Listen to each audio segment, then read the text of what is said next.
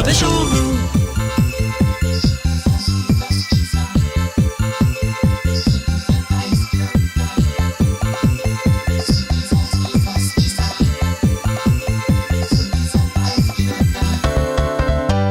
ちょっと待ってよ、一人お忘れじゃないですか。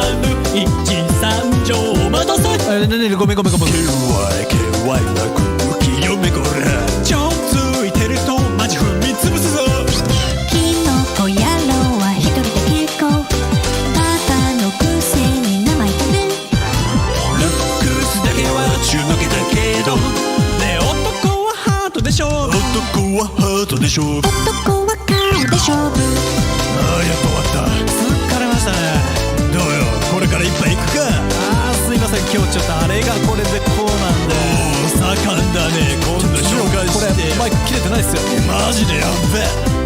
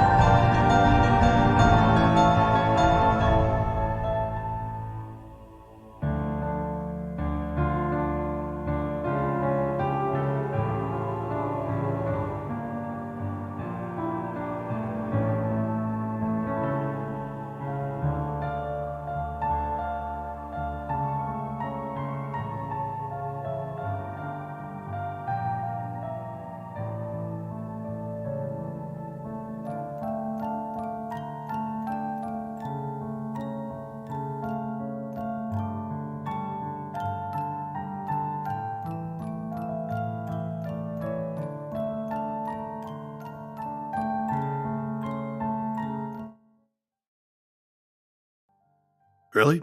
Yeah. You talk about it. You do talk about it a lot.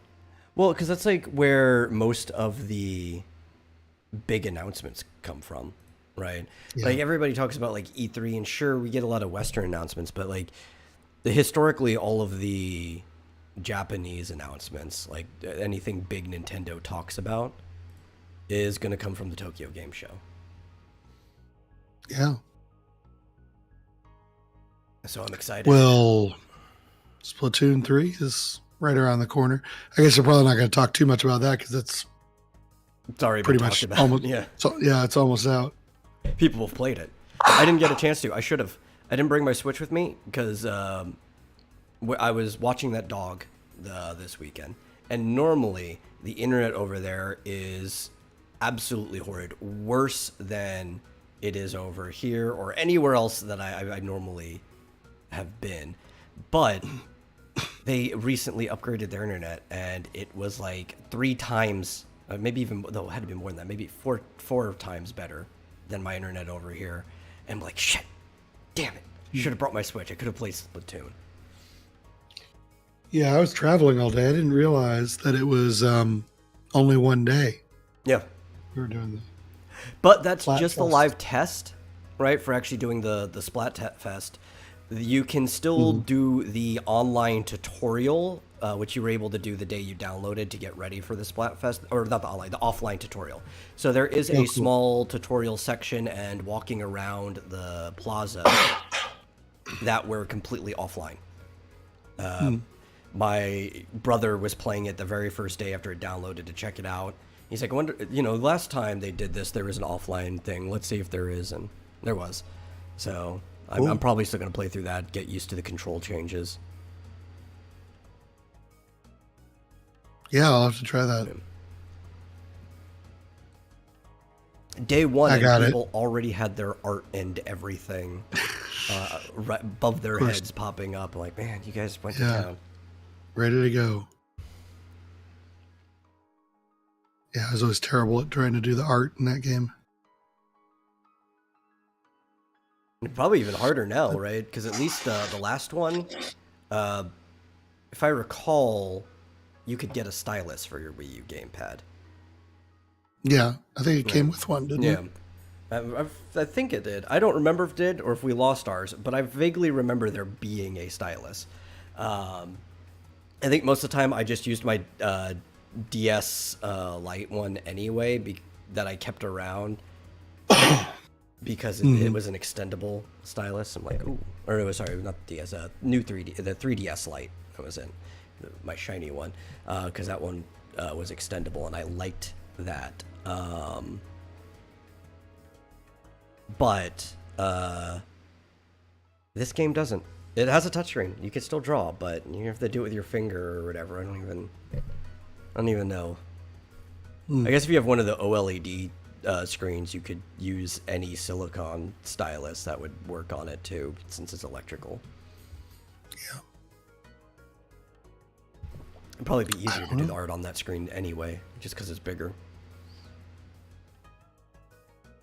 Yeah. Yeah. But I'm trying to think. Oh, well, what will probably happen is there's a report coming in. Because the next Nintendo Direct, I don't know if it's happening before or during the Tokyo Game Show. But the September Direct will reportedly confirm that Wind Waker and Twilight Princess are coming to the Switch. And that I'm looking forward to, yes. Because I just had them on the Wii. I know you just had them on the Wii U, but how many people had a Wii U other than you and me? Didn't everybody? No. Basically, only diehard Nintendo players had a Wii U. It was one of their worst-selling consoles of all time. So, yeah, I don't know. I think this is a good direction. Like we've been saying for a long time, too. They really should just port over almost anything that should have done well on the Wii U, but didn't because of the Wii U sales. There were a lot of games. They have. Yeah, a lot of them. There were a lot of games that did better on the Wii U than the Wii U itself did. Right? Like Mario Kart. That's probably one of the reasons why it was the very first thing they ported over. Plus, as Mario Kart, everybody buys it. But there were more copies of Mario Kart on the Wii U sold than Wii U's. And I'm wondering, like, why? Why do you have more copies sold? And then I figure, profiles didn't really work the way they do now, but it was probably some people bought digital copies of different things because they had multiple profiles on the Wii U. So they're thinking, if I do ever get my own Wii U, I'll own a copy of the game and stuff like that. But I would be glad to play Wind Waker portably on my Switch. That would be fine. Don't really care for Twilight Princess, as everybody knows, but I would love to play Wind Waker again. Yeah, that'd be nice. I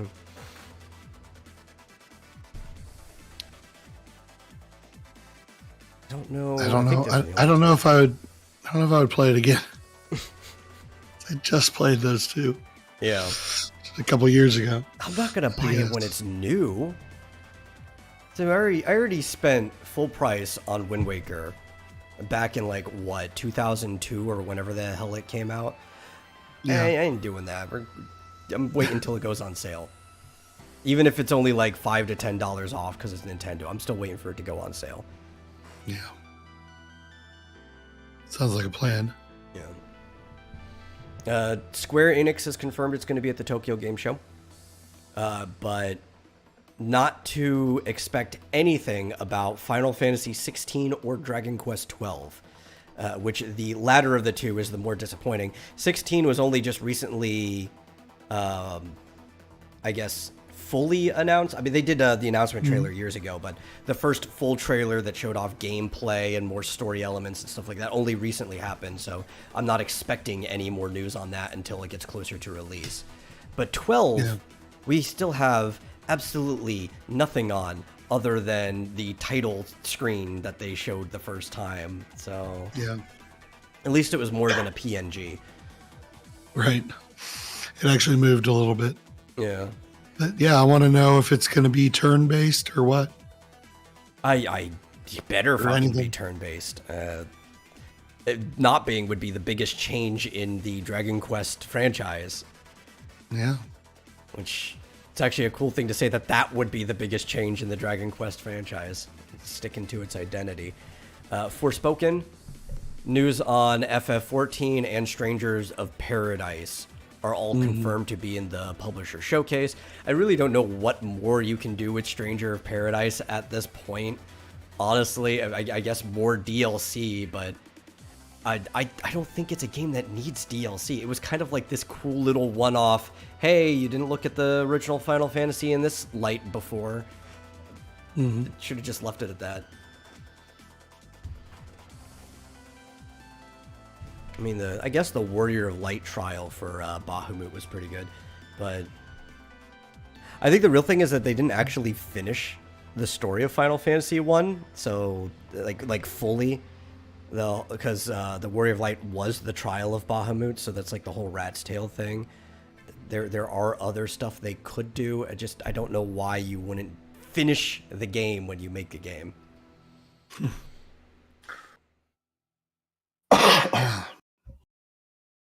Yeah. We'll probably see more things for Crisis Core, likely, because that's the big thing they're working on.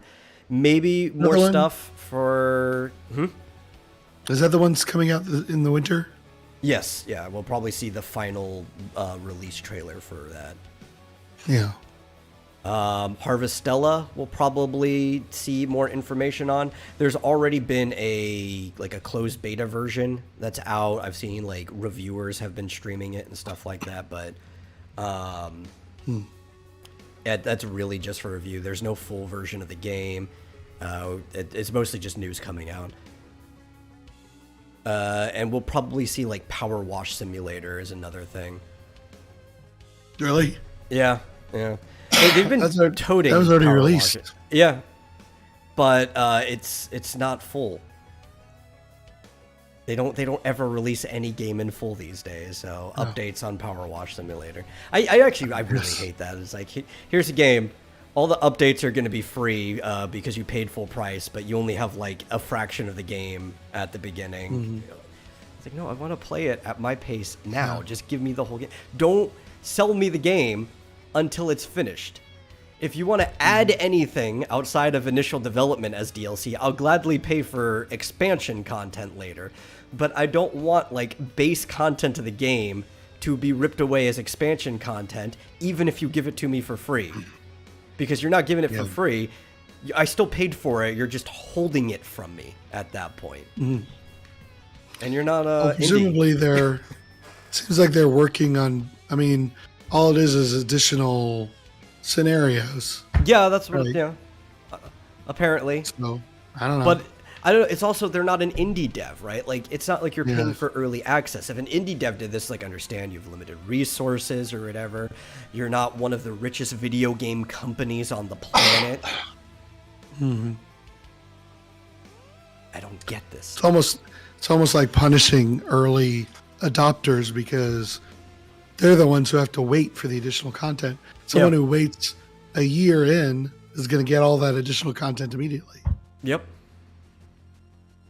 But I hate it. I absolutely hate all of it. I don't know. Or you could look at it like all that stuff is additional outside of the original release and it's just free. It's just free DLC. Oh, Joshua Hughes. I guess I'm going to have to say this in the voice because it's obviously referencing Master of Disguise. And he's like, am I not nerdly enough for the Nerdle Club? Nerdle. I love Master of Disguise. That's such a criminally underrated movie. I don't think I've ever seen it. Oh, it's Dana Carvey, right?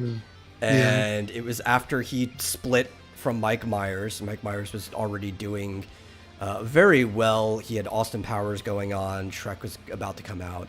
And he does his own kind of spy film called The Master of Disguise, where it is basically just an excuse for him to do a bunch of accents and characters and stuff.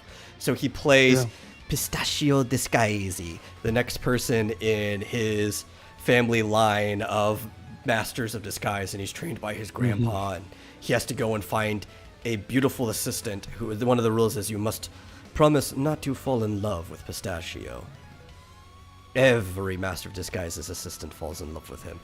It's like the cheesiest, dumbest thing, but it's like it leans fully into the bit the entire time. It's an entire movie of tropes, right? And a lot of people think this is a stupid movie. It's like you're not understanding. It's too big brain for you, okay? It's actually a brilliant movie, and it's a whole bunch of references to all kinds of things. Even at one point, he does the seaman from Jaws. You know, kids go into the water.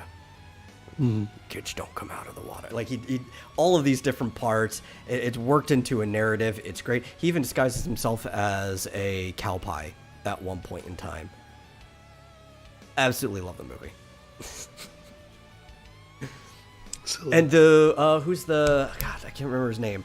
The guy who played Data in Brent Spiner? Yeah, Spider. He was the main bad guy of the movie. Like he played the Really? villain, and it was great. Yeah. Interesting. Like I said, almost many people have not seen Master of Disguise, and like I said, it's a criminally underrated movie. Well, they only ever showed, like, in previews and stuff, they only ever showed the thing with the turtle. And it looks so stupid. Well, it is stupid, but it's stupid on purpose. You know. Yeah. That's just one of his disguises because he's trying to like infiltrate and figure out what happened to his dad. His dad got kidnapped and is being forced to use his disguise abilities to steal like famous things. Like he what was it? He borrowed the Declaration of Independence or something like that, or it was the Constitution, in disguise as I think a famous basketball player. You're like, oh yeah, of course we're gonna let you borrow it. Like, why would they? It's like this is the dumbest thing. But like they just leaned into the bit the entire time. It's great. I'll take your word for it. Yeah. I did kind of like, what's it called? Paul Blart Mall Cop. Oh yeah, you like that? So, yeah. Seems There like a were similar parts I kind of liked humor. I don't know. The movie was very hit and miss with me. I wouldn't call it a bad movie, but there's a lot of parts that just fell very flat. And I think it's because it wasn't doing the bit the entire time. And the bit was so outrageous of him just being this out of shape, mall cop who's trying to do all of these action things, and it's funny when he's still pulling it off, but in like the most sluggish and ridiculous way possible. But then it's also trying to be sincere at other times, and they just don't transition very well between the two. Yeah, the whole daughter thing didn't really work for me. While like in a similar way with Master of Disguise, even the sincere moments are played off as part of the bit, so you just never leave it ever. Yeah. Man, Hey, I would have loved Paul Scott- Bart if they. What? Oh, I said if like even the sincere parts were part of the bit, I would have absolutely loved that movie. Oh, see ya, Pastry. Thanks for stopping by. Yeah, thanks for showing up. I see one of the games coming for PlayStation next, or PlayStation Plus in September is Scott Pilgrim versus the World. Oh, nice. I have 2 copies of that game already. Yeah, they released a full list of like 17 free games. Crap, and Scott Pilgrim. Well, Well, I was still mostly right when I said it was nothing but crap, but then there's Scott Pilgrim there. Great beat 'em up game for anybody who likes beat 'em ups. And like I think I've said before, it's in the vein of the Kunio-kun or River City type games where you level up and retain your character levels as you go through the stages. So it's it doesn't punish you for investing time into the game. And that's probably my favorite way of doing beat 'em ups. Because, I really like Fatal Fury, but Fatal Fury only rewards you for getting good at the game. It doesn't really reward you for investing time in any other ways. So you still always have to start from the very beginning and go through and save states are the best thing to ever happen to video games. yeah.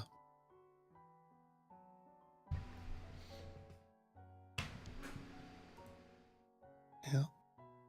You see, okay, so Chad Middleton was the one who posted this in the, I think, content sharing chat over at the Discord. And apparently there is a Winnie the Pooh horror movie. Have you seen the trailer for this? No, I think I only saw stills. I didn't actually watch the trailer. Called Blood and Honey. Yeah. Apparently it's, I don't know if it's still coming out this year or not. It was originally scheduled for late 22, but I don't know. Halloween's a good time to put out a horror movie. Maybe that's when it'll come out, October. Yeah. It doesn't look like a real movie. I watched the trailer. Yeah. The camera angles and like the cinematography, all the shots, lighting and stuff looks like a real horror movie. But anybody can do that these days. Like I could probably get that done with my phone if I wanted to. It looks more like one of those college humor parodies of a movie that should never happen. Yeah. So I wouldn't be surprised definitely. if one existed, because they somehow memed the Dora the Explorer action movie into existence. So Yeah, that one, that original one looked pretty good. yeah. But this is a real movie. This is a real Apparently. movie. Yeah. The plot is that Christopher Robin kind of just forgot about, like, he left to go to college and stuff. So 100 Acre Wood is in disarray, and he goes to, like, meet up with them. I swear they just used the same set from the Christopher Robin movie, because when they're going through like the trees and stuff, it looks like the exact same one for when he got pulled into the 100 Acre Wood. But they're going through, and he's like showing this chick the woods and stuff, and then there's this like man with a Winnie the Pooh mask who's supposed to be Pooh, and a man with like a pig mask. It doesn't even look like Piglet. It just looks like a pink pig mask with tusks. It's supposed to be Piglet, and they start killing them, and they're actually trying to eat people for food, which, I mean, I guess makes sense for Winnie. Maybe he's a bear. Bears don't usually eat people though if they can avoid it. Like if they find a dead person or if they happen to kill one out of what they would consider self-defense, they would. But bears are scavengers typically, not so much hunters. They kill things that are in their territory defensively, and then if there are remains, they eat them. Which I guess could work because he's walking into the wood. But the plot literally says they're setting out to kill people for food, and they start, like, the rest of the movie or whatever follows these girls that move into or maybe they're taking a vacation in a cabin over there, but there's like a house. It's like Christopher Robinson's house is like a B&B or something like that, and then they start attacking. Okay. Makes no sense for Piglet whatsoever, because like pigs will eat bodily remains, but they don't even hunt people. They might kill somebody, again, defensively if they think their children are in danger or something, but they're not hunters. They're foragers. They eat stuff in the ground and things like that. But they're actually supposed to be a bear and a pig, not like people in costumes. Yes, they are supposed to be Winnie the Pooh and Piglet, which is why they stand upright and they have human body, but they just look like people in costumes. Like they have like a bear mask and a pig mask. This is why I said it doesn't look like a real movie. It looks like something College Humor would have made back in the day.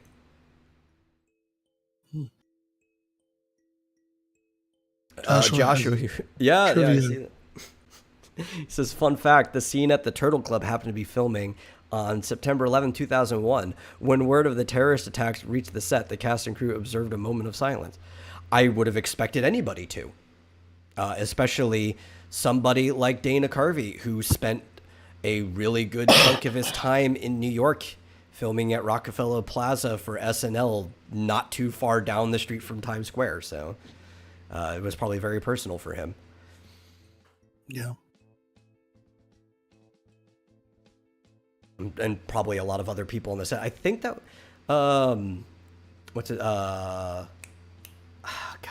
Lorne Michaels. I think he was one of the producers for the movie. He typically, if it's not from his production studio, tends to be one of the producers on any of the former SNL cast members' movies, up until Mike Myers got too big. And then he kind of just started doing this stuff. Same with Adam Sandler. Like once Adam Sandler made his own production company, Lorne Michaels was like no longer being a producer on stuff. Yeah. But there was probably a lot of people who lived in New York who worked on that movie. Mm-hmm. Of course, Times Square is in Midtown, and World Trade Center was downtown. Yeah. Sorry, I didn't even know why I said That's Times right. Square. Actually, Rockefeller Plaza probably was closer to the towers than Times Square was. Is it? I guess. Because I think it was between the two. I can't remember. Yeah.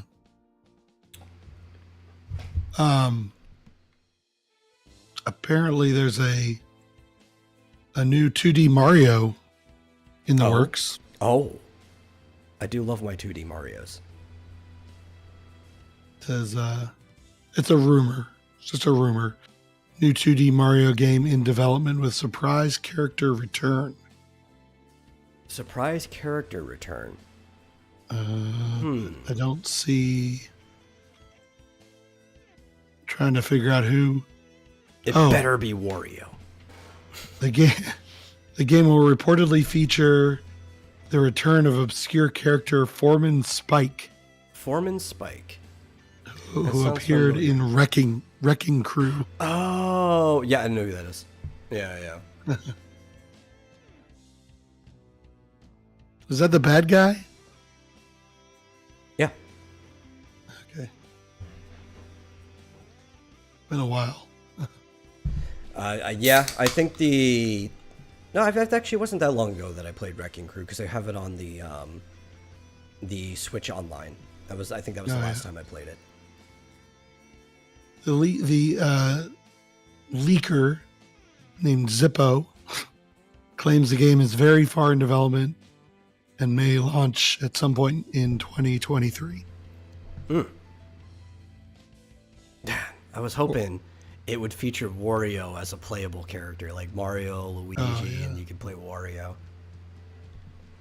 That's what I want, and I want Yoshi. I want those 4 to be playable character in a 2D Mario game, and I've wanted those 4 to be playable in the same game since I played the DS version of Super Mario 64, where you start out as Yoshi and you get the hats, but you do eventually just unlock them, and all 4 of them are playable characters, because they would each offer something different in a 2D aspect. It'd be like playing Super Mario Brothers 2 again, but with a different cast instead of just like Peach and Toad.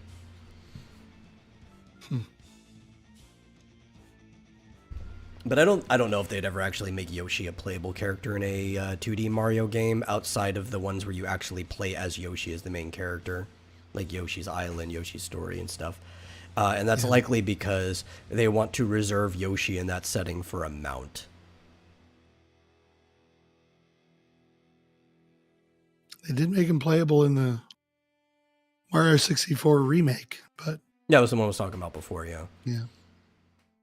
But that's a 3D setting, not a 2D. Which, I don't know. After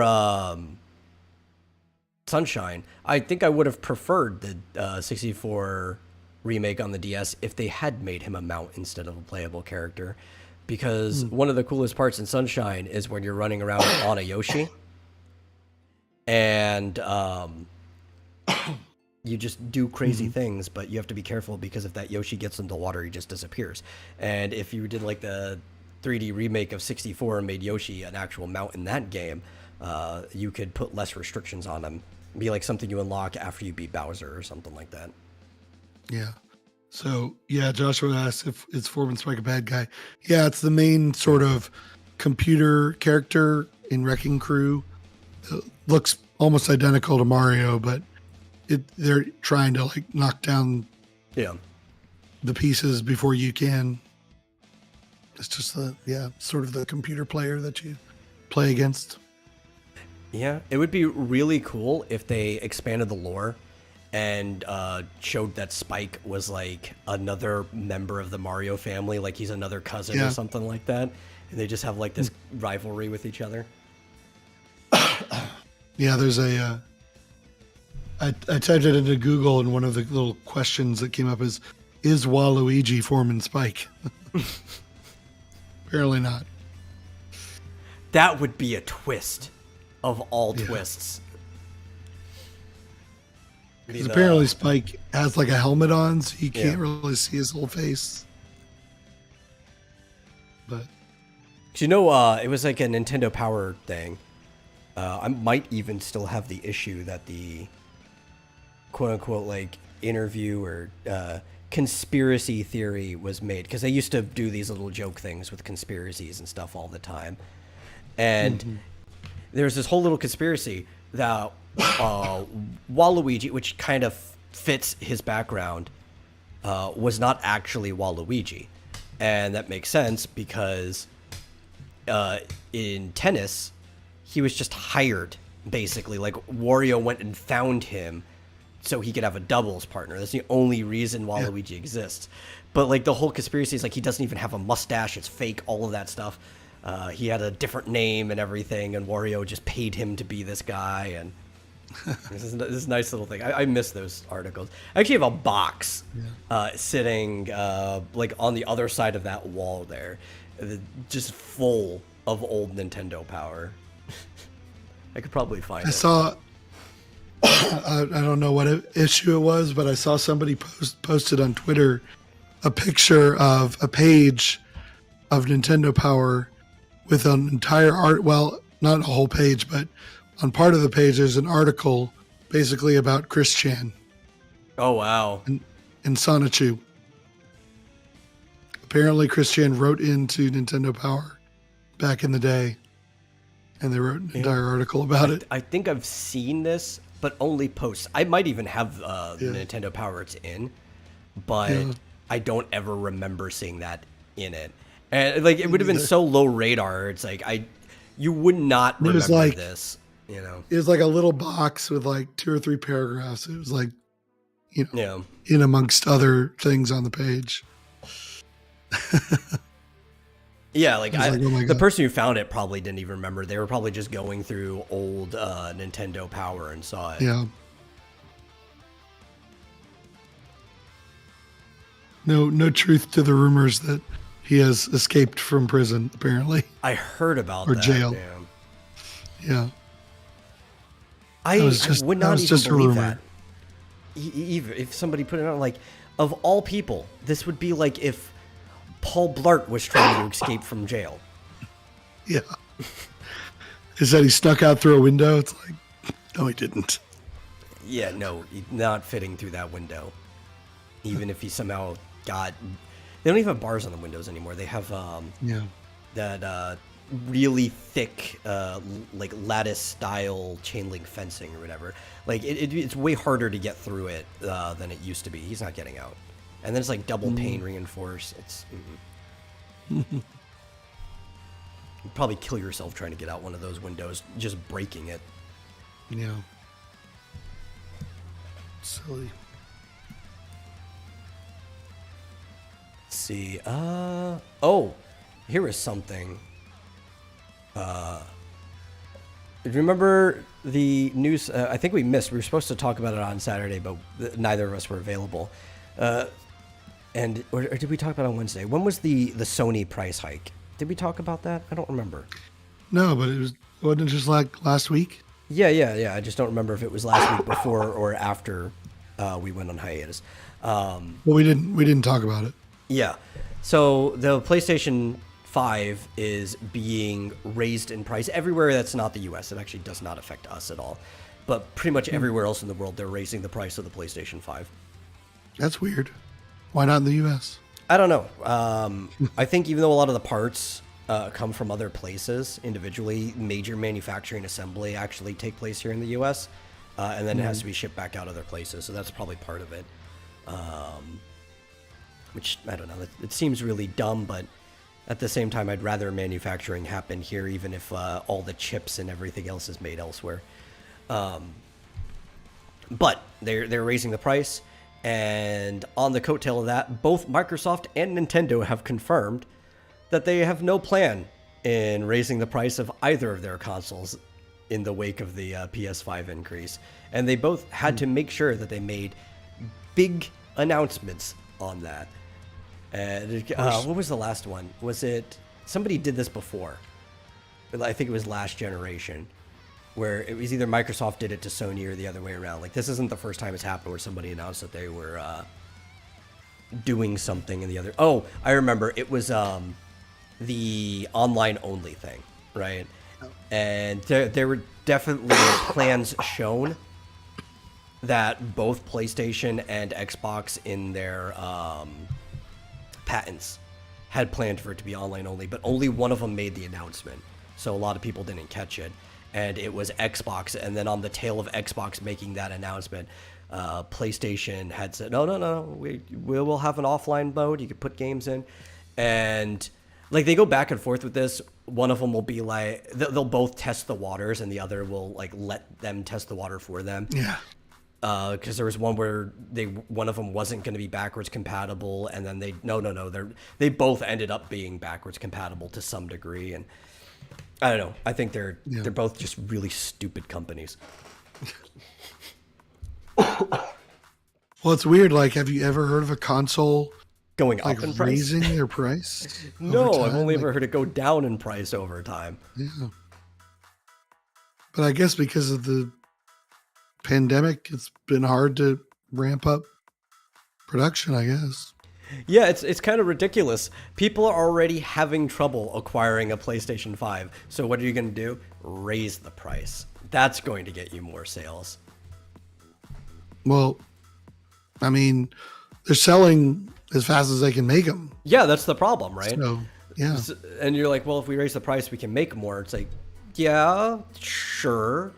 But you're probably just going to see sales go down because people are already kind of scuffed that they can't get it, and now the price is going to be higher when they finally can. Yeah. Like, this just doesn't seem like a good way to get your consumers on board. Well, I mean, clearly, if demand is outstripping supply, logically, you should raise the price so that logically, they yes, match up again. That is supply and demand. But you also have to consider the consumer base isn't very logical. Yeah. Yeah. Maybe they'll pay for it though, because the Yeah. consumer base is also so highly illogical that some people were paying scalpers twice the money when it was new. Though to be fair, though, that was closer to the launch window where people are a lot more desperate to get something than they are now. We're a couple of years removed from that. Well, I wonder if, is it also due to increased cost of chips and stuff? Maybe. I don't know. I'm just trying to think, like, where this strategy would actually be viable. Because clearly they know it can't be viable here, right? Because they're not raising it here. And if it was a supply-demand issue and they were that, actually capitalistic about it and looking at market influence, then you would probably see them distribute that cost across the entire board. But they know it won't work here. So I'm trying to figure out why they think that will work in other countries. And they might be right on this. Like, it might actually just be a viable solution in these other places. I just don't think, like, people in Europe are going to pay more money for a PlayStation. Maybe Asia. I could see some people, but not Japan. They're already having trouble selling PlayStations in Japan as it is. That's what I thought. Yeah. Yeah, that's what I thought. Maybe Europeans are just, used to getting hosed. I don't know. Maybe. Yeah. They are kind of dependent on PlayStation. They have been for a long time. It was always hard. It was hit and miss back in the day for both Sega and Nintendo games to go off to Europe. Usually more Sega than Nintendo. That's why a lot of them liked Sega for a long time.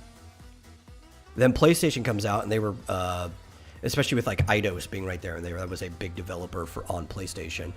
They were getting pretty much everything that was a PlayStation game for the longest time, and the European regional sector has, because of that, become big fans of PlayStation, big supporters over time.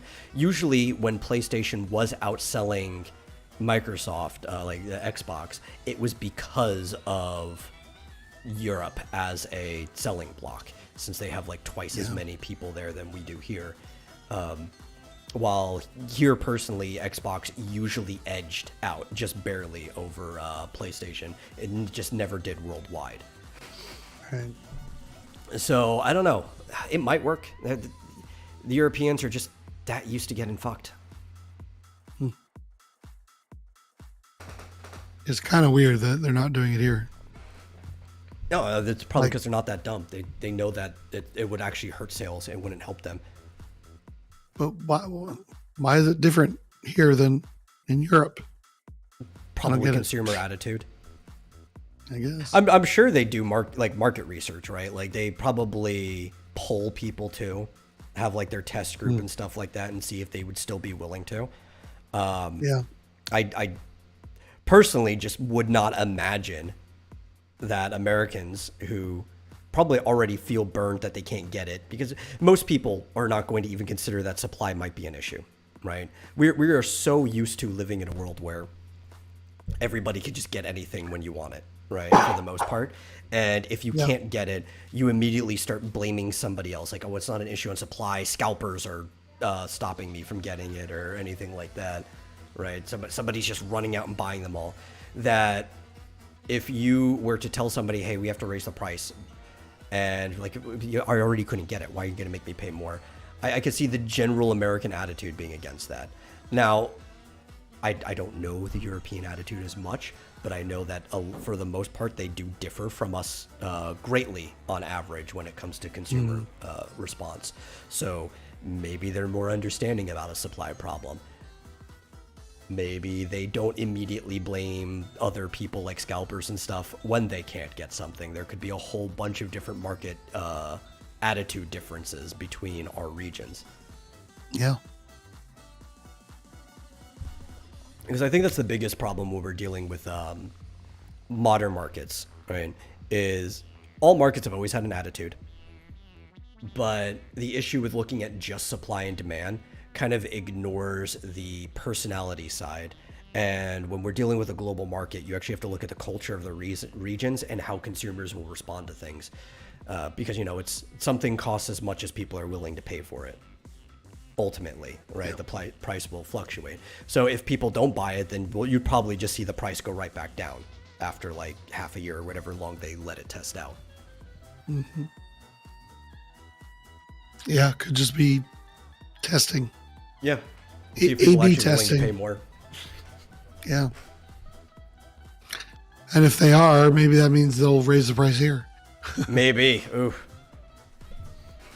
Or they'll do here, and this was always the way they did it. The Japanese found out that there was a huge difference with the American consumer market than their personal market a long time ago, and they understand that branding is a big thing when it comes to the American market and dealing with like the consumer here. So in Japan, they will have luxury cars in the same company as a non-luxury car, and everybody in Japan understands that it's like, oh no, that's just the luxury version, but you can have a luxury line in a like economy car and stuff like that. Here, people won't have that. If you try to tell them that like this normal like economy line has a luxury car, they're like, no, but that's going to be worse than a brand that is strictly luxury cars. So what they do here is they actually have two different companies sell the same car, where this is the luxury line, this is the economy line, and they come from the same factory. They have the same brand over in Japan, but they will put a different branding plate on it when they sell it here, because it just is the way the American consumption mind works. So maybe they'll sell a different model that is almost roughly identical and raise the price on that, just because you're like, oh, well, no, it's a new PlayStation. It's not the old one. Of course, it's going to cost more. Yeah, like I used to drive an Acura, Yeah. and is basically the same as a Honda. No, in Japan, it literally is. Acura is just Honda in Japan. It's the same company. They don't have a different branding for it there. They just take the H and they turn it like that. Suddenly it's an A. In fact, I have a friend who's like really, really into cars, and I was talking to him in a call, I think for 2 hours about this. He was explaining all the different companies and stuff like that, and I actually should bring him on sometime. It'd be a pretty nice conversation. Yeah. Yeah. But yeah, that's it's just the culture of the market. You have to understand it when you're trying to sell to different markets. It's kind of like as we were talking offline beforehand, the market culture that's the hardest to actually hit is the Chinese, and part of it is because they have a I don't know if the word patriotism is right. I think it is, but not in the way that most people use it now. I think piety in the old like Roman sense of people, country, honor, land, stuff like that. The Chinese people have a piety for their Chinese heritage, and they will pretty much prefer to buy something from Chinese people over foreigners every single time, and will even sometimes pirate something that they otherwise would want just because it came from a foreigner. So it's really, really hard to actually sell to the Chinese market without it coming from a Chinese company. And you already have to partner with a Chinese company to be able to sell in China in the first place. And it's just a dumb market to try to get into outside of like games as a service, where you're forcing them to play on the service. Mm-hmm. Yeah. It sounds like it's a bad idea for Oh, I do companies too. start doing business in China now. It's like, if you've been doing business for decades, it may be difficult to unwind. Yeah. But to start doing business with China now, terrible idea. Yeah. Especially, so China is one of the two places that if you do gacha games, that is the place to be, right? China and Japan are both really into gachas. They will spend almost their entire paycheck on it. Anything they don't need for like rent and food, they will kind of spend on gacha games, which is a form of a game as a service. And if that's really what you want to do, if you want to get into that gambling addiction, sure, you can go there. But who knows if China might start cutting back on things. If you see influence from EU and America start putting restrictions on stuff like that, eventually it might bleed over into those countries, and it'd just be a waste of getting involved. Yeah. It's kind of a roll of the dice at this point.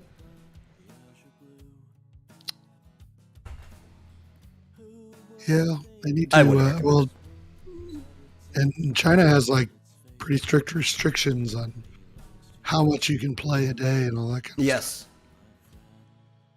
Yes, they do. Which is why the government tends to like those stamina based gotcha games, 'cause the ones where you only have so much and you have to pay money for more. And a lot of people don't actually end up paying money for more unless it fits within it, because they basically will time out after 2 hours. That's pretty much it. Yeah. It's like you had your 2 hours of play, now you're timed out.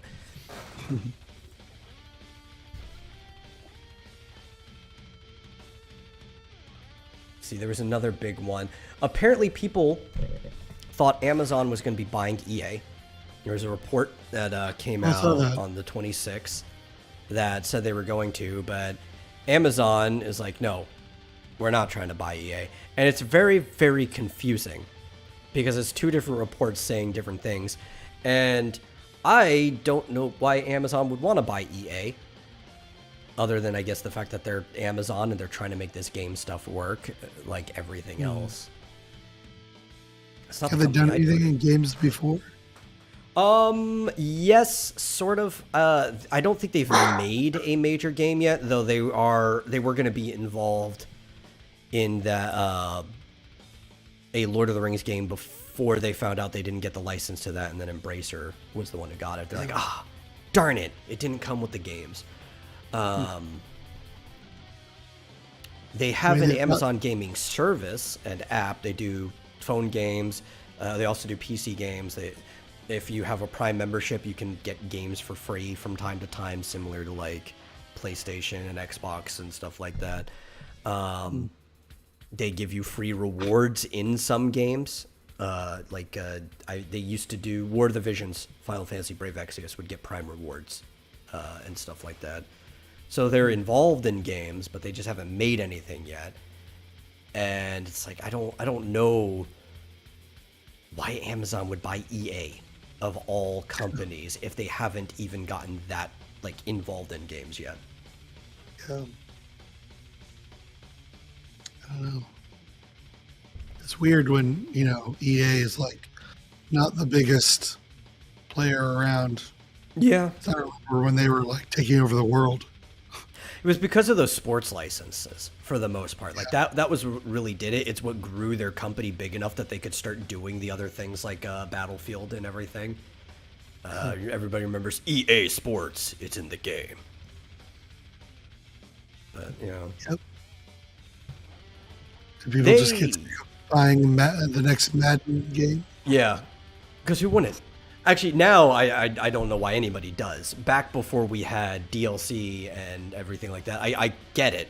It's like, there's going to be a new roster every single year, so we have to get the next Madden game. But now you can make like a new Madden game like once, I wouldn't even say console, once like an engine would probably be the way to do it. Like, here's Unreal Engine 5, you just wait until there's a 6 and then there's a new Madden game.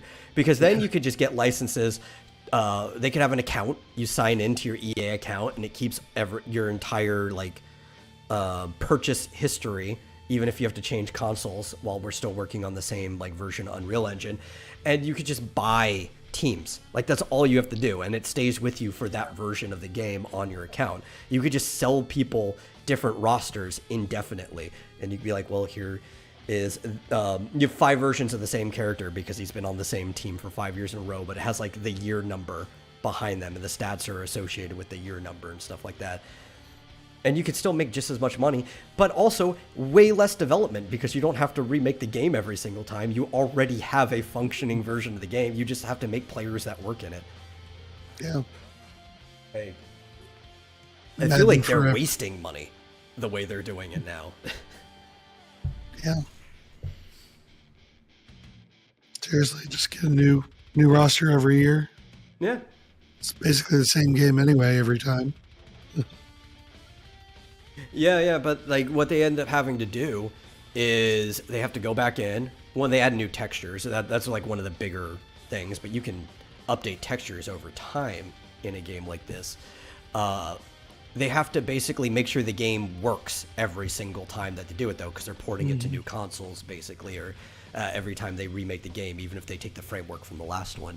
And it just seems like a big waste of time that they have to remake the game every single time, porting over the assets from the old one, updating the textures, changing the rosters, when they could literally just sell you a roster.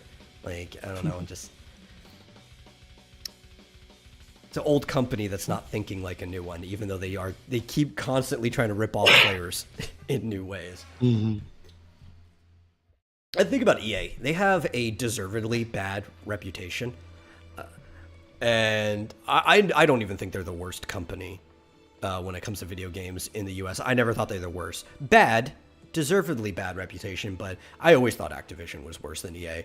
And for the life of me, I could not convince people until recently, with all of the shit that Activision Blizzard is going through, that Activision was the worst video game company in the United States. And it is almost like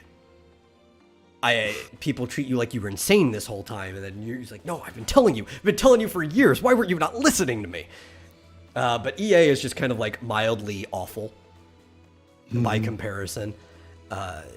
I think they're more incompetent than anything. Maybe they would be worse if they were a more competent company, but I think they're just incompetent, and this way of doing things kind of just reinforces my opinion that they're incompetent, because if they were a competent company, they would have found ways of saving themselves money while getting just as much from their consumer anyway.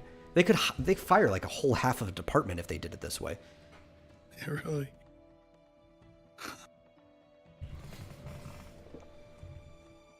Silly EA. They need to sell Origin back to Richard Garriott. They do. They really do. They're not doing anything with it. Watch instead, they just sell it to Amazon. Jeez.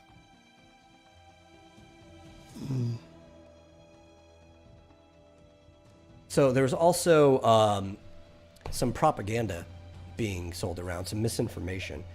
I saw this article. Do you know the game Pokemon Masters EX?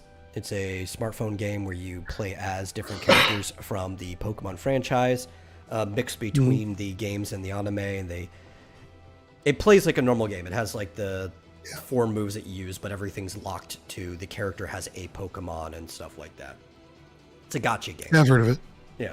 So they're trying to say that Ash Ketchum is playable for the first time in a Pokemon game now that he's being added to Pokemon Masters EX. And that is fake news. I have to tell you, there have been games before where you can play as Ash Ketchum, and I hate it when I see things like this. The first one that pops in my head is Pokemon Puzzle League, which, yes, is a Puzzle League game, but it's also a Pokemon game, and you play as Ash in not just the N64 version during the main campaign, and you can pick him in the versus mode too. You also play as him in the Game Boy version, Pokemon Puzzle Challenge, which are 2 games off the top of my head where Ash is not just a playable character, is the main character of the game.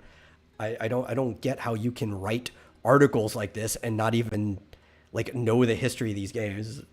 First time playable. No, shut up. I hate people.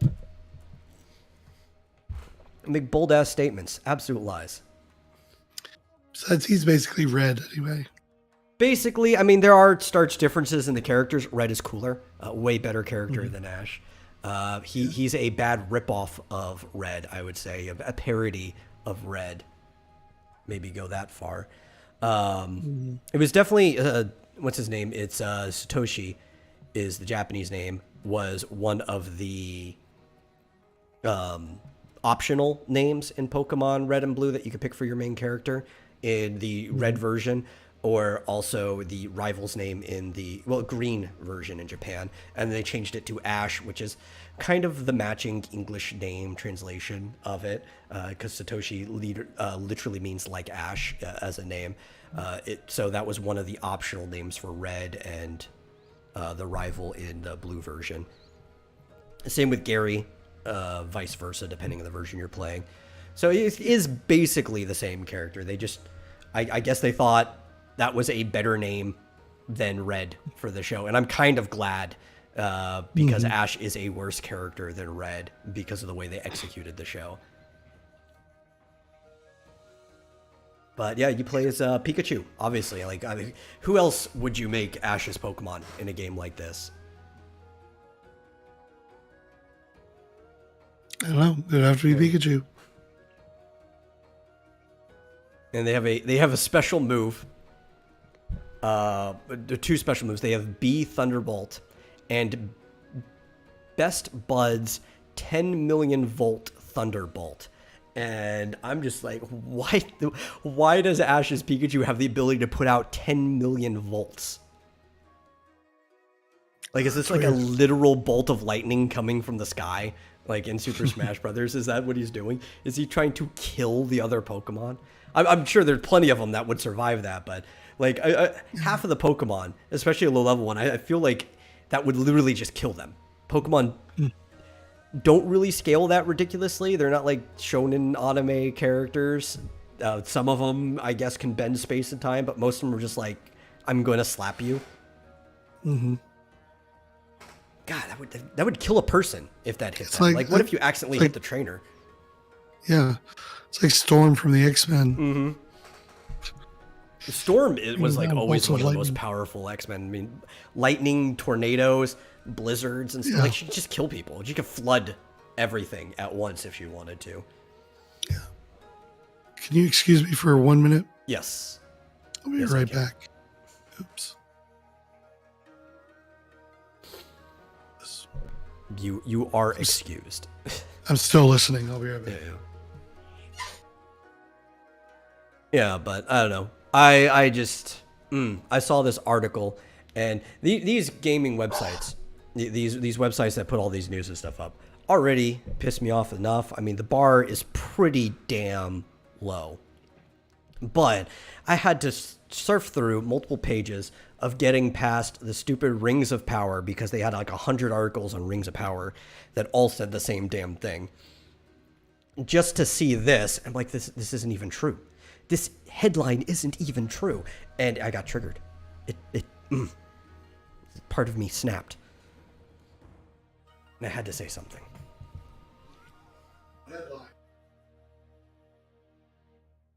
Yeah. What headline is that? That the one that we were talking about, that Ash is playable character for the first time, and like it's like the pettiest thing, but it's like this is easily debunkable. You could spend 2 seconds in a Google search to find out that headline is false. Yeah. Mm-hmm. Who gets hired? Well, Grace Benfell. Who hired you? I don't even know if you're the one that deserves to be let go. I think whoever hired you and edits your stuff might need to be let go. The person above you. Mm-hmm.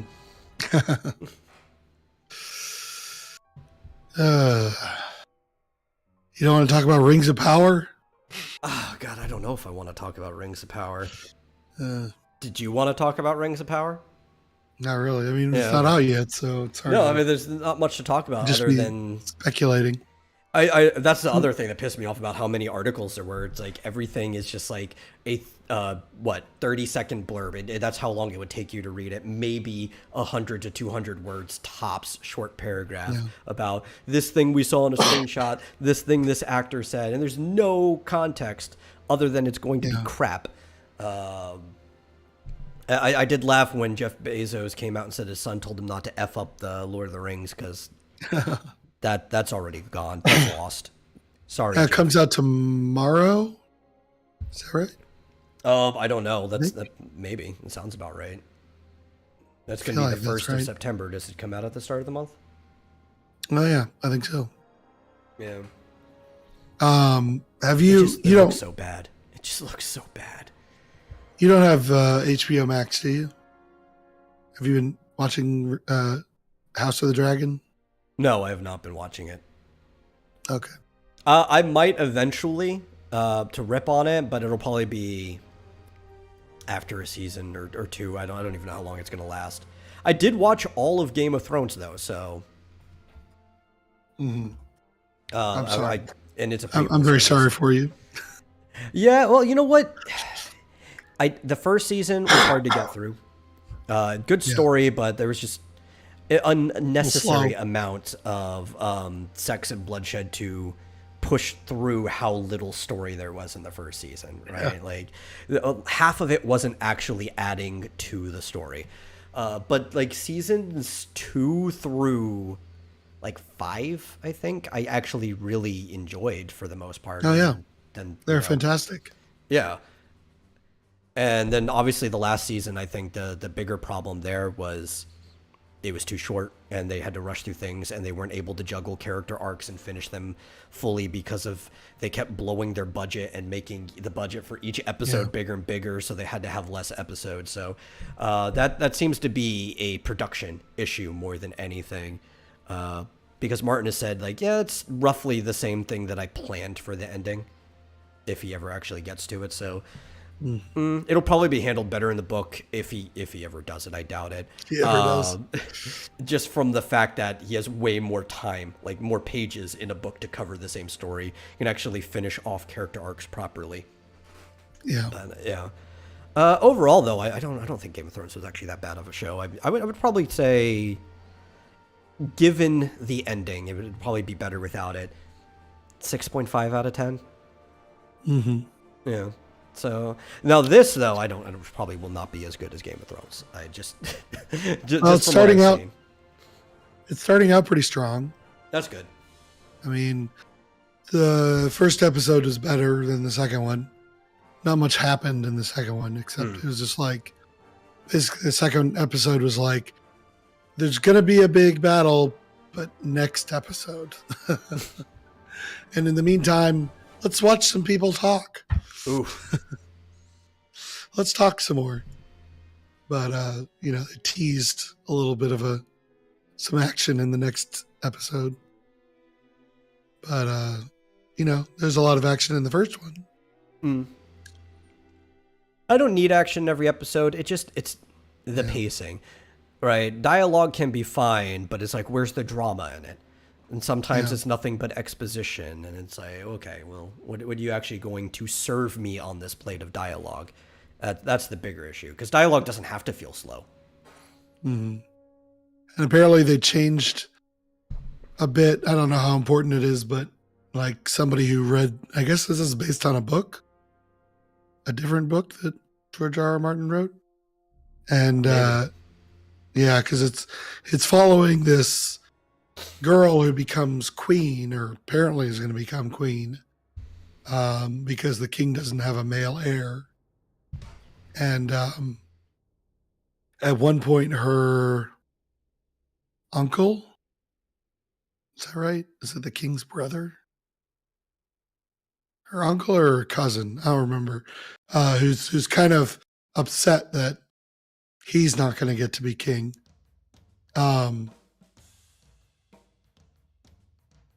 I can't remember if it was her uncle or her cousin, but he steals a dragon egg.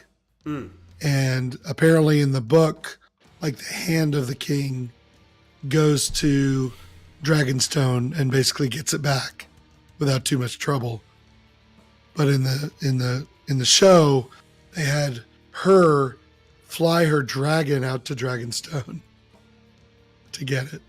Yeah. I guess because they want to focus more on her being a strong, independent woman, that's better than all the men. But we'll see. We'll see how, if they take that too far. So one thing that I enjoyed about the Song of Fire and Ice in general, right? Like Game of Thrones, and is because Martin's somebody who does a lot of research when he writes. That's one of the reasons why it takes him so long, and he ends up like fucking off and doing things other than writing, like talking to producers and going to parties and stuff like that. But he does a lot of research, and he understands a lot about how things worked in the past. That's why the books and the show feel so real, and he understands a lot of how like monarchies worked, and that's why the main subject of the series, the Game of Thrones, is so compelling, because he makes it function like the way that an actual monarchy would fight over power, and then other feudal countries and stuff would come in nations. So like it is always been very contentious leaving a female heir for any throne. A lot of monarchies, it is possible to have a female heir. Typically, a lot of them will just be whoever is the firstborn, male or female, they'll pass it on to. Some of them, it'll be if there is no male heir, despite being the third, fourth, whatever born, it'll just go to the oldest female. And even sometimes after a certain age, it'll just go to a cousin. And the reason it's always been very contentious about leaving a woman in the throne is because of inheritance. Mostly because men can still procreate, in most cases, up into old age. Right, until they start shooting dust, they go up into their 80s or 90s. There's always a chance that the king might put a new heir. Women, on the other hand, only really have, especially in those times, if they get coronated at the age of 16 or 18, depending on your kingdom, they only have like a good 20 years to try to make an heir. And then it's like, well, you're going to have to declare a cousin or somebody else the heir to the throne, or maybe one of your sisters had a child that you can declare the heir. But it leaves the throne open, and it causes a lot of bloodshed and hot wars anytime that you leave a woman there and she doesn't quickly produce her own. Yeah. Plus the likelihood of dying in childbirth was so high. And then who's going to be the regent? If you did get married, your husband, the royal consort, could be the regent king during that time. But that's going to be very weak as he tries to watch over your child. You could leave a cousin the regent king, but then he might take the throne for himself. Like, there's all kinds of complications that happens if you die in childbirth. Yeah. So that's how the first episode basically started, was the king's wife is having a son finally, and she dies, and the child dies in childbirth. So all he's got is a daughter, and they've already got, I guess, I'm just going to say, I think it was his brother, who, is very upset that, because, he's sort of the next of kin, but he's kind of a wild card. He's kind of crazy, and the king doesn't really like him. And so that's why he names his daughter the next heir. And then in this episode, he was supposed to get remarried to this woman from another house that's sort of kind of in contention with him. And so they wanted to bring the two houses together by marrying this other girl, but she's 12. And so he doesn't, he didn't have any interest. So he ends up deciding to marry this other girl that's just a nobody. A friend of his daughter's, actually. Yeah, but she's especially for the type of world they're in, somebody being 12 isn't typically that big of a problem. But then I'm also considering, well, if he has a grown daughter that can be his heir, then that's probably just too big of a gap for him to have interest. If he was a younger man and somebody offered him a 12-year-old, it's like, that's a breed. Oh yeah, he looks like he's about 50 or whatever. Yeah. But they say, like, they wouldn't even think about, like, her trying to have a child for at least a couple of years. Oh yes, because typically marries her. It was very, very rare that even if you married somebody at the age of 12, which in many societies you were considered a woman at the age of 12 for most of history, you still probably wouldn't try to have a child until they're like 16 or typically the age of becoming, which is why most societies would coronate a king or queen at the age of 16. Even though you were already an adult, they wanted you to be an adult for a few years. Like, that would probably be about the time they would try. And how old is he going to be, right, 4 years from now? That's even going to be worse. He might be dead by then, who knows? Yeah. But he ends up picking this other girl who's older and a friend of his daughter's. But is not anyone not attached. Oh, no, actually she is. She's the daughter of his hand, who is a member of, like, a royal house, or whatever they call it, a high house or whatever. She's a noble. A noble house, yeah. So she is, but it really upsets this other dude who wanted him to marry his 12-year-old daughter. So that sort of set up a potential conflict in the next episode. Yeah. So we'll see. It seems good so far. That's good. I'll probably check it out when the season's over, because that's how I watched all of them. I think the last 2 seasons I watched as they came out, just because I was living at a place where they were watching it. So I came out from my cave, my lair, and we all watched it when a new one. But for the most part, I was playing catch up and I was watching whole seasons at a time. I like watching it that way. I like to just binge through, to dedicate a day to watching a season. I can really just soak it in, catch it as like one unit. Yeah, I watched all 3 seasons of The Boys, finally, just over the course of a week or so. Don't like How'd you feel about it? Pretty good. I mean, I didn't really find, second season had kind of a weird, they tried to do this thing with a woman on the internet and she's a Nazi and blah, blah, blah. And that didn't bother me. It was kind of a silly social commentary thing, but it was so silly that it was just like, whatever. I've been catching bits and pieces of it because they're watching it in the other room a lot. I wasn't a fan of the actual comic, which is surprising because historically I've liked Ennis's work with like Preacher, and when he worked on Hellblazer with John Constantine. I always thought his work was good. I did not care for The Boys though. And because it seemed like it was his version, his Watchmen, right? Everybody has to do their Watchmen eventually. I don't know what it is, but it was very obnoxious in the writing. And what I've noticed from the show is, at least catching glimpses, it is a lot less obnoxious, and part of it is because it's less in your face. Like, there are some racial undertones because a couple of the main characters that are antagonistic have certain racial lines to them, like Homelander himself and stuff like that. But it's nowhere near as prominent. It's more subtle than it is in the comic. In the comic book, there's like entire panels where he's just like yelling the N-word at people.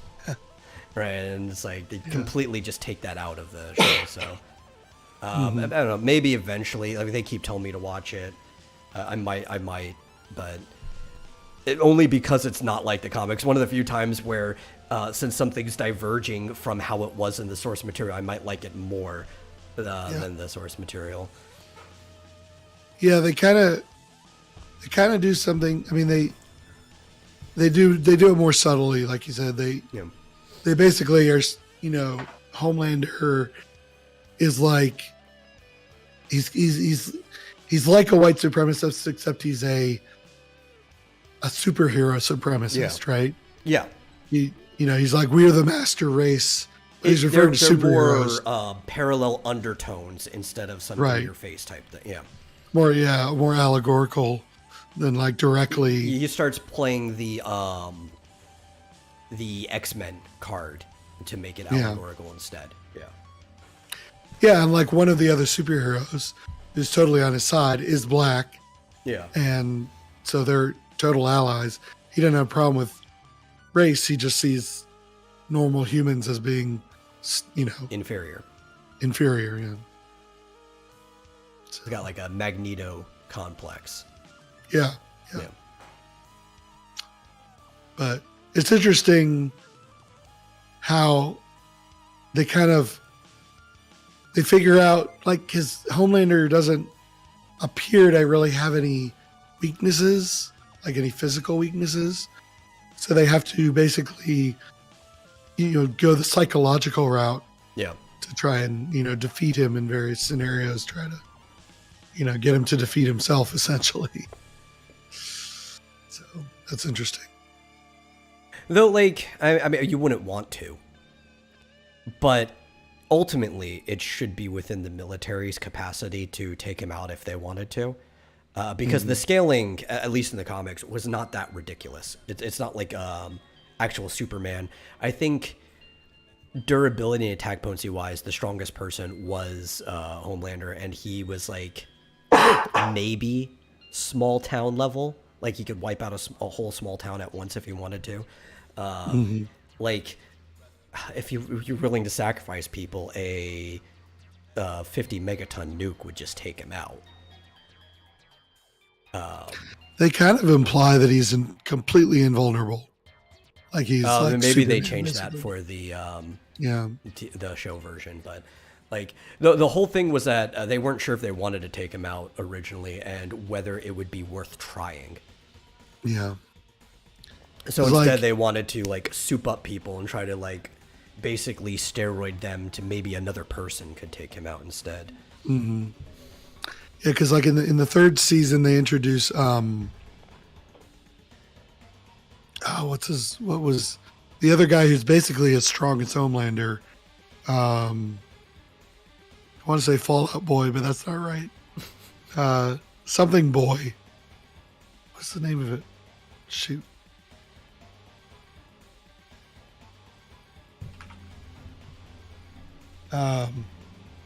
And then like someone in the chat. for the most part, all the other characters were like city block level at best. Oh, really? Yeah. Yeah, no, they that's not the impression that I got. The scaling in the TV version could just be way higher than the comic as well, because the comic Yeah. was a very grounded superhero story. Kind of like how you see things like the MCU and all that are trying to take these ridiculous Soldier Boy is what Chad Soldier Middleton Boy, said, yeah. The MCU is trying to take these ridiculous characters and ground them more.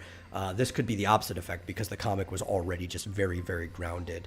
Like I said, it was trying to be similar to Watchmen, just with more than one superpowered character. Yeah. Yeah. So yeah, there's a scene where Soldier Boy is depicted as being pretty much just as strong as Homelander. Plus he has like this beam of light that comes out of his chest Yeah. that just causes a gigantic explosion. And he ends up getting in an explosion with Queen Maeve, who's sort of the second in command. And the explosion is depicted as like that's like C4 enough to like blow up a city block. And she survives. So Homelander, like you assume he would easily survive that. Oh yeah, yeah. I don't know about a nuke. They haven't done that yet, but it seems like it would be a question. Like he might, and then he'd Maybe, be pretty yeah. pissed. I can't take the But, name Soldier Boy seriously though. I literally Yeah, can't yeah. because of the rapper.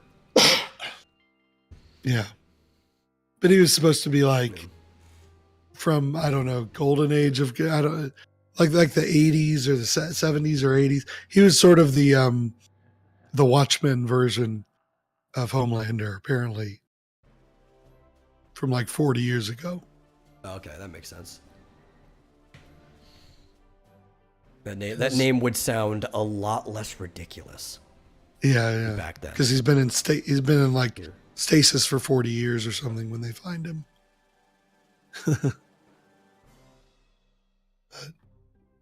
I don't know. Yeah, it's Maybe I'll funny. watch it eventually.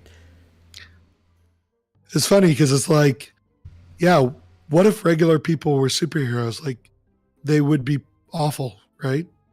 You Maybe. know? I mean, potentially. And, there's a scene where there's lots of scenes where Homelander just destroys people with his eyes. Crazy. Like, if you could just basically do anything and nobody could ever stop you.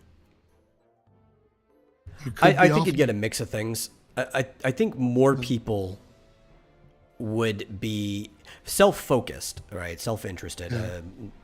I don't know if I would use the word selfish, but definitely self-centered. And probably more incompetent than anything. And I think a good parallel for this is watching people on the road. right? Because being behind a car or a vehicle to some degree is already making you superhuman, right? You're driving around this like multi-ton vehicle that could just end a person's life at any point in time. And there's a lot of responsibility in your hand when you're behind this vehicle. I think that would be similar to just giving somebody superpowers. And most people try their best not to get into an accident for their sake and for others. But if you were to take their sake out of it because they're basically indestructible, there would be some things that change.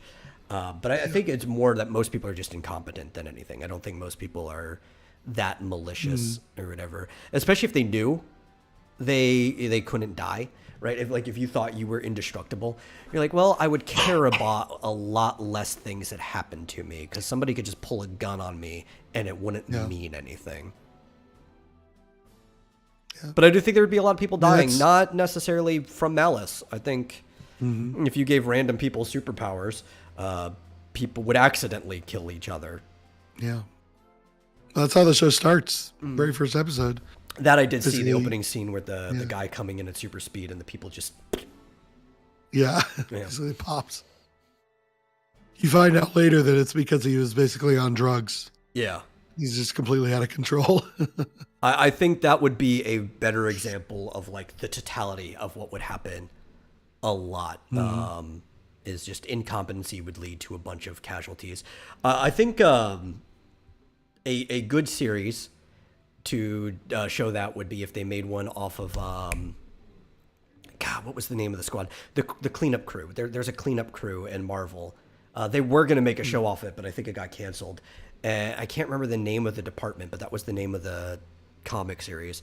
And they have to go up and basically fix cities and stuff after heroes had battles with villains. And I think that would have been a good series if done right, because it would show that even these people that are trying their best end up causing destruction, just trying to stop the other people that are intentionally trying to cause destruction. You know, it's like, well, you know, they're just as strong as me. What am I going to do about it? It's actually one of the things I hated about most critiques of Man of Steel. I mean, it was handled horribly, but when everybody tries to blame Superman for all the destruction of the town in Man of Steel, I'm like, well, yeah, he could try a little harder, but he's also fighting somebody who is just as strong as him. What's he going to do to stop him from just going straight through buildings and stuff, right? Like, when you get punched, you're going to fly through the building. Yeah. It was depicted very well, but it seems reasonable that there's only so much he can do about this situation. Yeah, he should have at least tried to, like, let's, fly out of the city, get him to follow him away from Well, he did people. at least try to bring him into space at one point in time, but then they came crashing back through with the satellite and all that stuff. Oh, yeah. Yeah, like there's a couple, it could have been executed better, but if you're really looking, you can see signs that he was trying to take the fight out of the city a couple times. Yeah. I think pacing and direction are probably the biggest problems with that scene, and Zack Snyder, he's not going to direct it to make it look better. He's going to direct it to make it look more flashy. Yeah. Yeah. Well, plus half the city was already destroyed by that gravity thing. Probably millions of people already dead. It's crazy. And then when he thought he was helping, because they mostly fought through empty buildings for the most part, right? Because a lot of people were already evacuating. When it actually did finally get to the point that he was going to actively kill some people, then he snapped his neck. So it's not like he wasn't trying. I think it's a ridiculous scene, a ridiculous fight scene from the perspective of a superhero. But at the same time, I do feel people are a little too critical on that as being against Superman's character. He was clearly trying. Oh, Chad. Yes, I saw the baby octopus scene. I watched the whole thing. Damage control. That was what I was trying to think of. Yes, thank you. If somebody did a good damage control story, I think that would be a good depiction. Says, I don't think it was a baby octopus. I think it was just like miniature octopus. Yeah, octopodes come in all sizes. There's different types.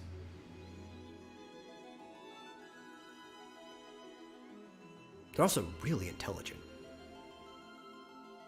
Apparently. There's a superhero that can talk to them in The Boys. I think I think I've said this before. The only thing that keeps the octopode family from being the most intelligent things on the planet is the fact that pretty much all of them kill themselves reproducing. So they cannot pass information from one to the next. They have no need to develop language because of that. But they can learn from watching, just straight up. But they have nobody older from them to watch. Most of the ones that learn anything learn from watching humans do things. But then every generation they have to learn new things because they can't pass things from one generation to the other. Yeah. Otherwise, they would take over the world. Yeah. Well, I don't know if they take over the world. I don't know if... Maybe. I don't think most species would want to take over the world. I think in general, too, we kind of took over the world by accident. Right? Because we fought a lot of other species, but most of our wars have been between ourselves.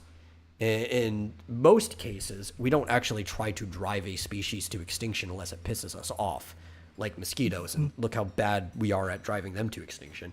Yeah. A lot of times it's accident just because we've disrupted a habitat. And we try to stay in balance because it's in our best interest to continue to have things to hunt and eat and stuff like that. I even think if like the octopodes could find some way of communicating with us after passing information down, it would probably be in their best interest to try to strike deals with us, especially figuring like, oh, well, we already know how to catch fish and food en masse. They would probably want to be able to bargain with us so they could also have this fish en masse. I think most intelligent creatures would rather find an equilibrium, and ravens, crows specifically, like the whole crow family, is a very good example of that. They like living within human society because it makes food very accessible for them. And they can pass information from one to another. So they have generational knowledge.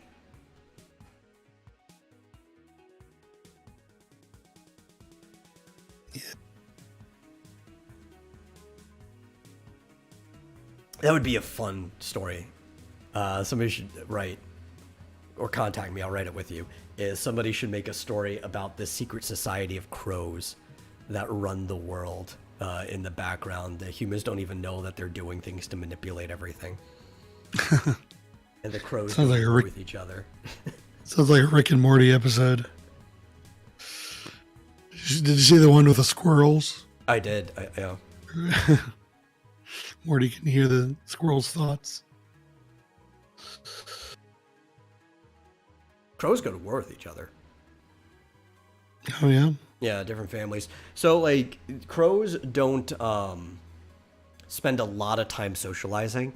When they are chicks, they stay in the nest for the most part until they're ready to fly.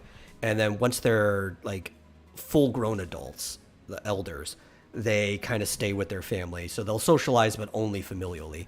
But when they're young, especially the young men, they have to go and flock together and socialize and stuff, especially for breeding reasons. And that's where they get most of their group knowledge, most of their socialization and stuff like that, where most of the conflicts happen. But once they become older and they tend to be in smaller flocks of just families they're closely related to, sometimes families will piss each other off and the whole families will go to war with each other over territory. It's fascinating. Yeah, no, Crow Society is crazy. Should make a game about that. They've made a goose game. They've made a stray cat game. Why not crow game? Yeah. Let's. The crows are going to war. Let's go. Yeah. It could be kind of like what was that? What's that war game that got delayed the way forward? The blue versus orange. Wars? Advance Wars. I love Advance Wars. Yeah.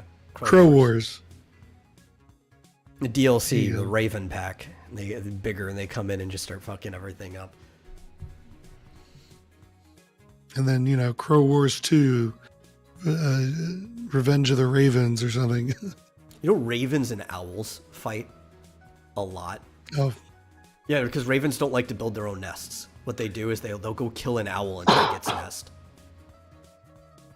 And ravens are big too, so they're like usually the size of like a snow owl or whatever. And you can watch videos of like ravens and owls try to kill each other. They'll have each other down on the ground by the throat and stuff like that. It's crazy. No, but Ravens like to fight Beast Boys too. yeah.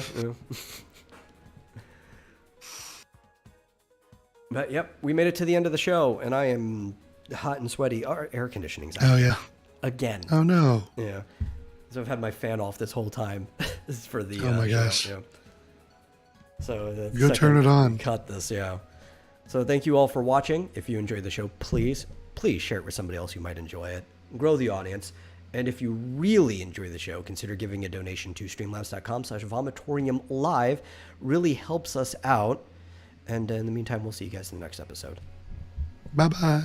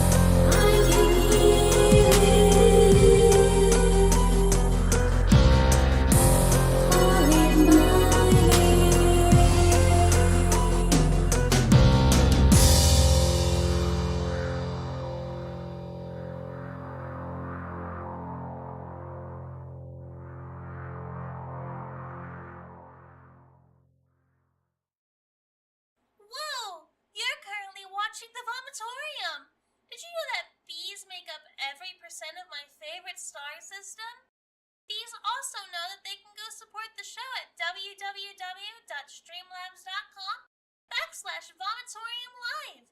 Buzz buzz!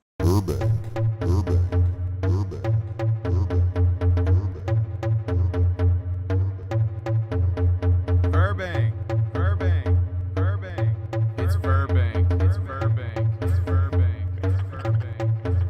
Break it down, take it back, make it go real slow, yeah, yeah, yeah, you know the way it goes. Break it down, take it back, make it go real slow, yeah, yeah, yeah, you know the way it goes. Break it down, take it back, make it go real slow, yeah, yeah, yeah, you down, take it down, take it down, take it back, make it go real slow, yeah, yeah, yeah, you know the way it down, take it. My name is Potter Paul, and I'm here to rule them all. My name is Potter Paul, and I'm here to rule them all. My name is Party Paul, and I have a plan to rule them all. Fuck. My name is Party Paul, and I have a plan to rule them all. Fuck. Pussy. Fuck. Shit. Fuck. Pussy. Shit. Fuck. Pussy. Goddamn. Shit. Goddamn. Pussy. Goddamn. Shit. Goddamn. Bitches, cocaine on my dick, snort it all up till you can't see shit. Hold to the left of me, hold to the right, you know damn well I'm fucking tonight. Bitches, cocaine on my dick, snort it all up till you can't see shit. Hold to the left of me, hold to the right, you know damn well I'm fucking tonight.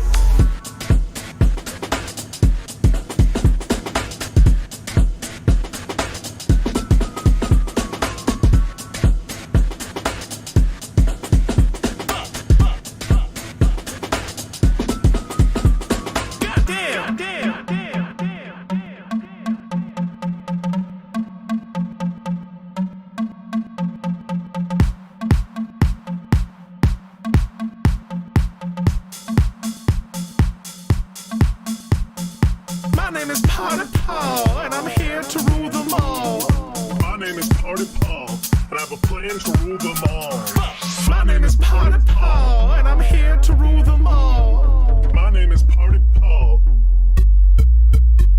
Break it down, take it back, make it go real slow, yeah, yeah, yeah, you know the way it goes. Break it down, take it back, make it go real slow, yeah, yeah, yeah, you know the way it goes. Break it down, take it back, make it go real slow, yeah, yeah, yeah, you know the way it goes. Break it down, take it back, make it go real slow, yeah, yeah, yeah, you down, take it down, take it. Bitches, cocaine on my dick, snort it all up till you can't see shit. Hold to the left of me, hold to the right, you know damn well I'm fucking tonight. Bitches, cocaine on my dick, snort it all up till you can't see shit. Hold to the left of me, hold to the right, you know damn well I'm fucking tonight. Fuck! Man, you stepped on my fucking Lacasse. Fuck you. Do you know what fucking frat I'm from? Sigma Omega Alpha. I'm gonna fuck you up, dude.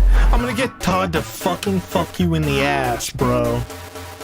Hi besties, you're currently watching The Vomitorium. You can support the show at www.streamlabs.com/Vomitorium Live. Enjoy the show!